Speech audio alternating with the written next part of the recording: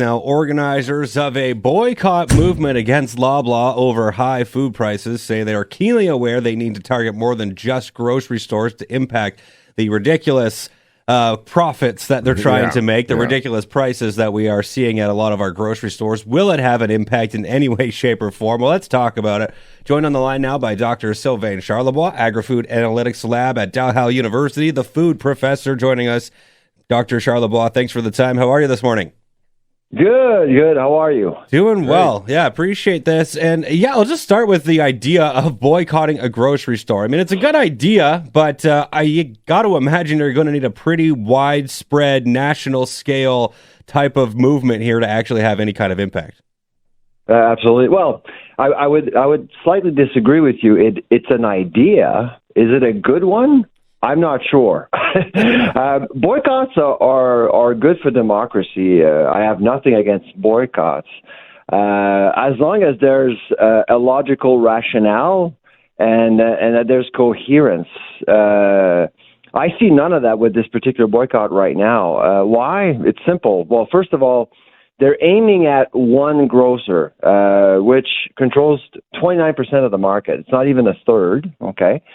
And Loblaw, if you really absolutely hate Loblaw, well, Loblaw today is the product of an American invasion we saw 30 years ago, led by two companies. And those two companies are Walmart and Costco. And so in response to their arrival into the Canadian market, well, all Canadian grocers, Metro, Empire Sobeys, and Loblaw, started to acquire companies to remain competitive. That's basically it. So that's one thing that I don't understand about this boycott. So the focus is on one grocer. But if you actually take some time to understand what's going on in the food industry, there are issues, absolutely. And Loblaw is actually part of the problem. But right now, the boycott is actually aiming at the wrong problem. So then what would be a maybe better strategy? Is there something that would make more sense in your mind to really have an actual impact here? I mean, I can't think of another thing that grassroots or just, individuals can really do other than say, hey, we're not going to go to your store. Actually, they would be one suggestion I would make to boycotters. If boycotters would have called me and asked me for my advice, if you really want to do something, if you're frustrated, angry, and a lot of Canadians are frustrated, angry about food prices because a lot of people are suffering out there. So I totally understand what's going on here. But if you really want to make a difference, if you really want to be coherent, my suggestion would be to boycott all big box stores, not just one, and encourage Canadians to support independent grocers. Independent grocers don't get the attention they deserve. They're the ones really suffering due to an era of consolidation in Canada. And there are independent grocers in your area, because I've been there, and there are independent grocers everywhere. They're just hidden. And Canadians don't know this, but typically independent grocers tend to offer some really good deals. Small doesn't necessarily mean more expensive. So is this really just becoming a mindset shift in how we approach grocery shopping, really, at the end of the day, doing more of that independent stuff, going to your farmer's market? Like that is a good way to support local, but also, I guess, make your point? Oh, absolutely. I do think that consumers don't appreciate how much power they have. They have a lot of power. If you don't buy something, grocers will notice, the market will notice. If something is not desirable, people will just walk away. We saw Loblaw's financial report yesterday for Q1. I mean, that company is doing fairly well.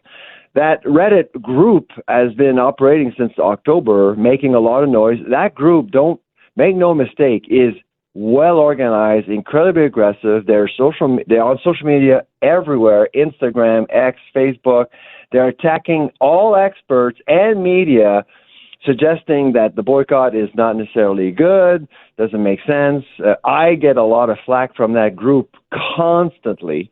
They're very, very aggressive.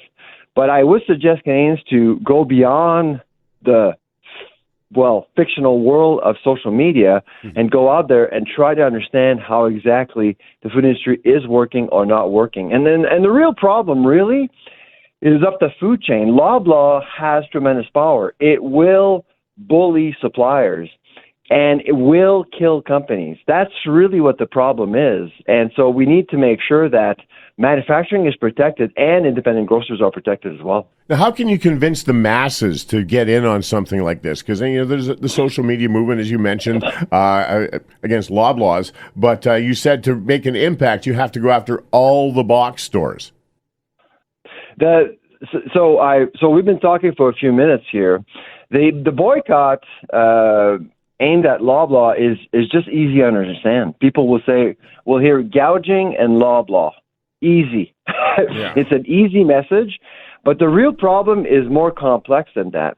So I actually been doing a lot of interviews about this boycott, and to be honest, I actually think that the boycott is a missed opportunity for Canadians to fully understand what the problems are, and real problems are much worse than what the boycotters are just suggesting. This is not about profiteering in grocery stores.